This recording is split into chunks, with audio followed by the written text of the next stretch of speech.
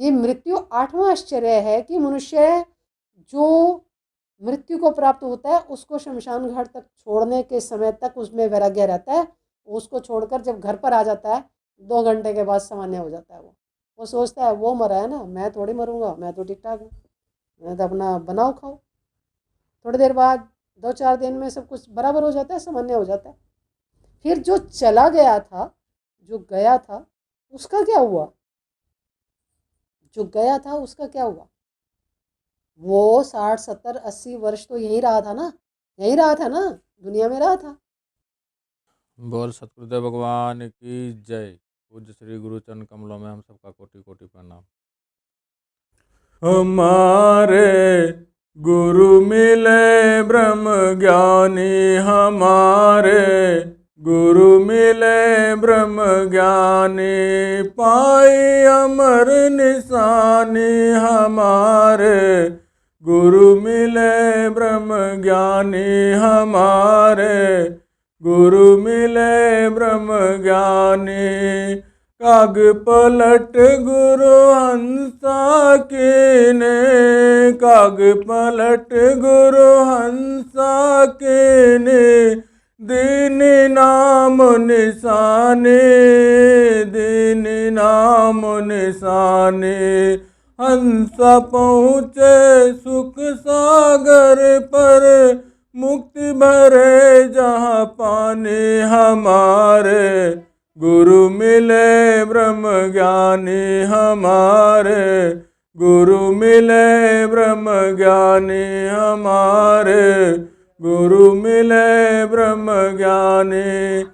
जल बिच कुंभ, कुंभ बिच जल है, जल बिच कुंभ, कुंभ बिच जल है, बाहर भीतर पानी। हमारे गुरु मिले ब्रह्म ज्ञानी, हमारे गुरु मिले ब्रह्म ज्ञानी।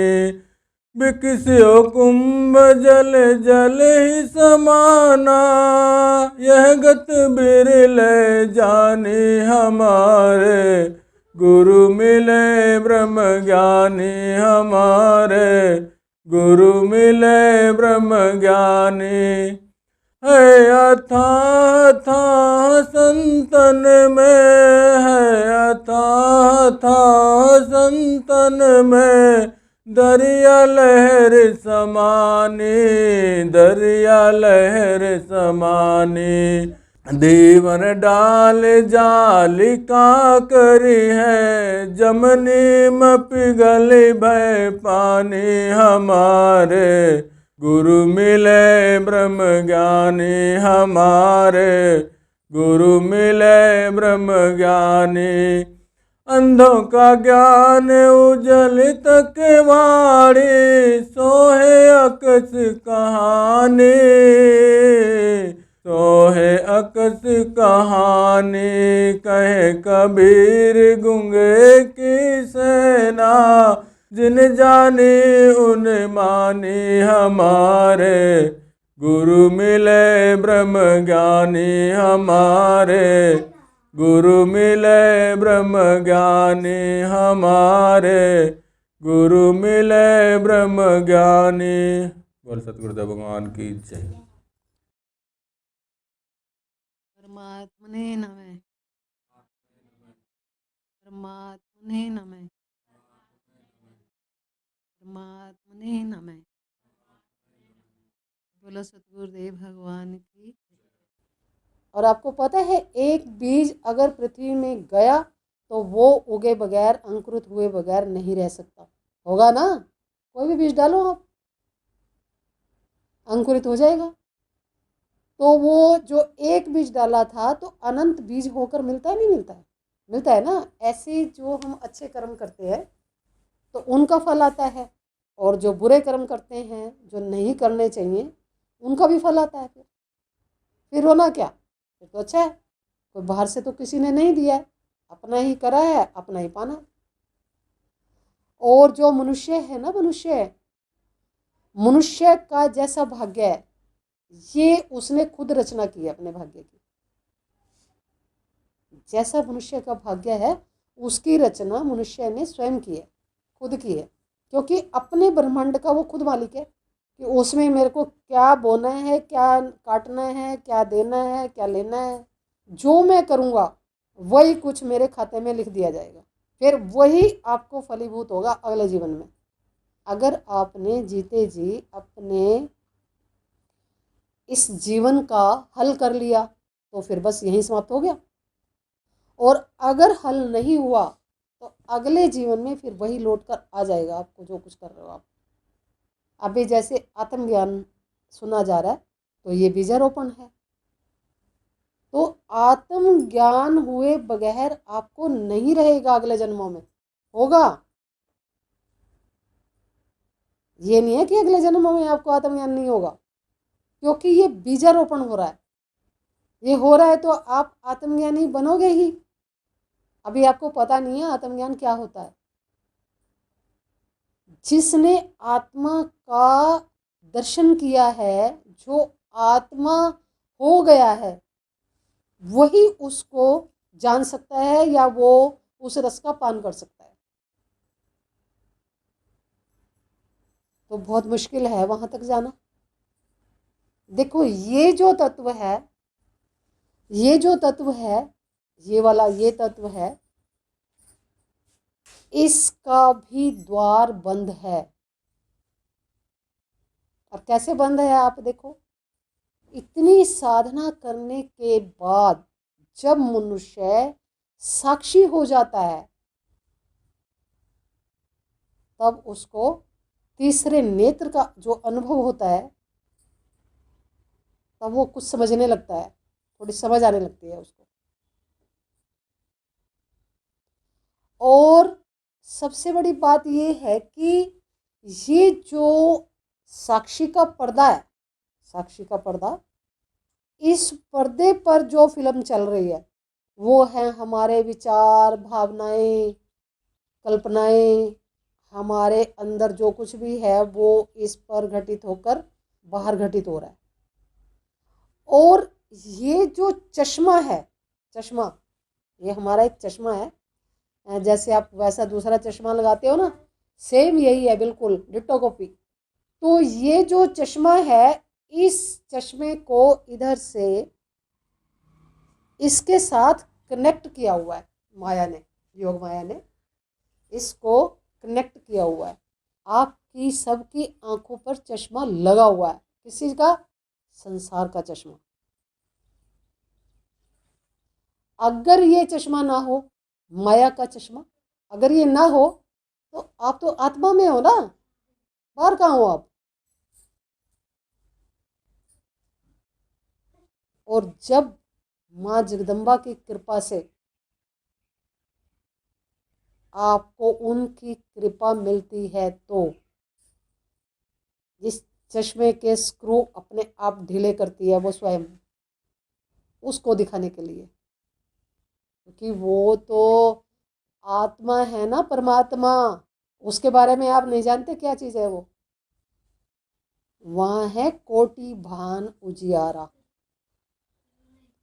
वहाँ इतना प्रकाश है, धवल प्रकाश। धवल प्रकाश समझते हो, जो चंद्रमा का प्रकाश है,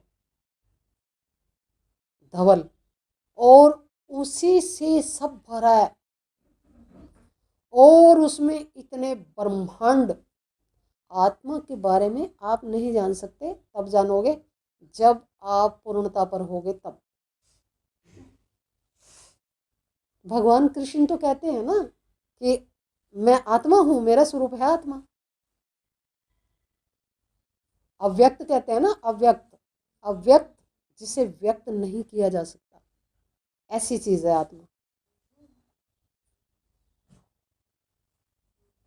ये चीज बिना कृपा के किसी को मिल नहीं सकती।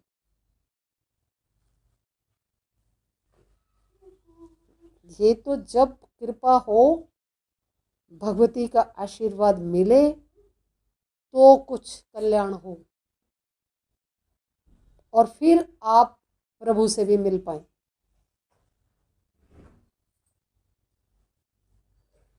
क्योंकि आत्मा तो एक जागृत अव्यक्त सत्ता है, जागृत, जागी हुई। आत्मा के बारे में तो शब्द बहुत फीके पड़ जाते हैं, शब्द कोई प्रयोग नहीं होते वहाँ, और इसीलिए कोई बताते नहीं है आत्मा के बारे में, इसीलिए नहीं बताते हैं।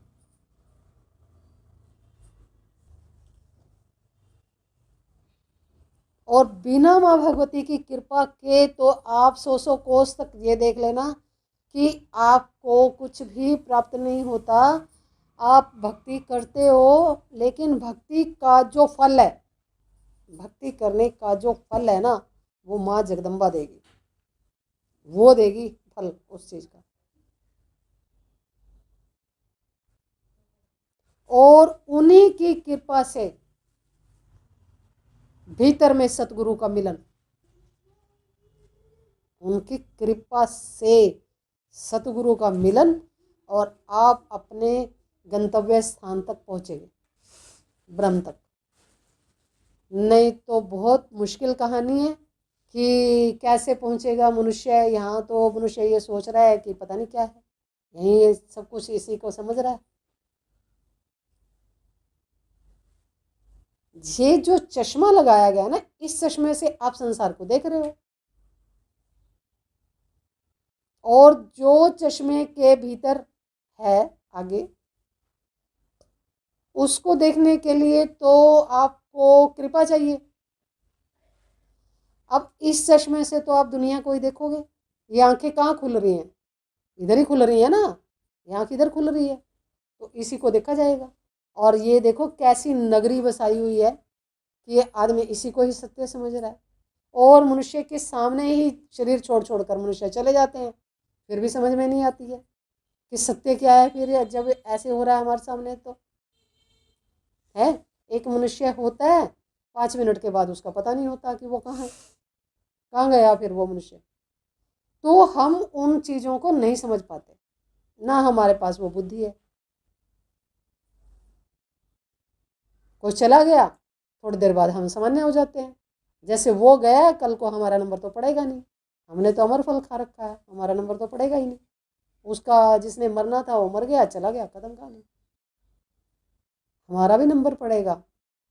ये मृत्यु 8वां आश्चर्य है कि मनुष्य जो मृत्यु को प्राप्त होता है उसको शमशान घाट तक छोड़ने के समय तक उसमें वैराग्य रहता है।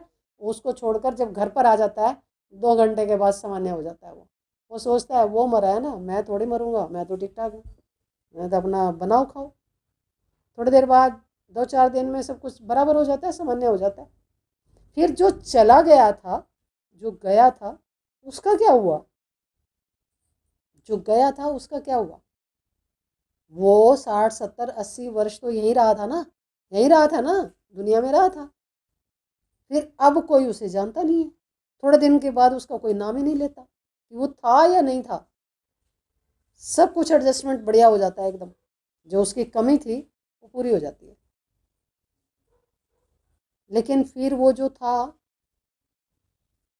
वो जो चला गया, वो यहाँ क्या करके गया था? जो चला गया अब उसको कोई जानता नहीं है। अब देखो, हमारे से जो पूर्व की जो पीढ़ियाँ चली गई हैं, हम उनको जानते हैं। एक पीढ़ी को जानते होंगे, माँ बाप को जानते होंगे, ज़्यादा ज़्यादा नाना नानी को, दादा दादी को जानते होंगे। फिर उसके आगे उनके भी तो होंगे ना पेरेंट्स, फिर उनके भी पेरेंट्स होंगे, फिर उनके भी पेरेंट्स होंगे। ये तो पीछे से चली आ रही है प्रथा। तो वो कौन थे वो लोग? हम किसके वंशज हैं? कुछ खबर है? नहीं है ना। तो फिर हमें कौन जानेगा? ऐसे ही हम पास हो जाएंगे। अरे अभी जो इस जन्म में भी जिन्होंने हमारा साथ छोड़ दिया है ना, उनको भी थोड़े दिन के बाद भूल जाते हैं हम। कोई उनके दिन आते हैं ना, जैसे श्राद्ध वगैरह, उस दिन तो बेशक उस दिन कौवों को और इधर उधर हम कर देते हैं, थोड़ा बहुत हिसाब किताब है। नहीं तो कौन जान रहा है किसी को? कभी भी याद नहीं करते किसी को कि कोई था या नहीं था। तो हमें कौन याद करेगा? हमने तो ये भी मना कर दिया कि हमारा कोई श्राद्ध व्राद्ध मत करना, हमने अपने श्राद्ध खुद कर लिया, सब कर लिया, हमें ज़रूरत ही नहीं है तुम्हारे श्राद्ध की। हमने अपना जो करना था कर लिया ना, अब तुम्हारे करने से कुछ नहीं होगा। तो जीते जी कर लो अपना जो कुछ करना है। अभी है ना शरीर, तो काट दो सारे पर, कहाँ जरूरत है श्राद्ध की। लेकिन हमारी जो प्रथाएं हैं वो तो जैसी हैं वैसी हैं।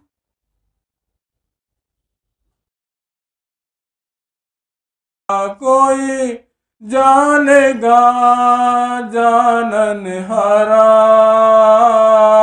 साधु गुरु बिन जग अंधियारा हो, साधु गुरु बिन जग अंधियारा।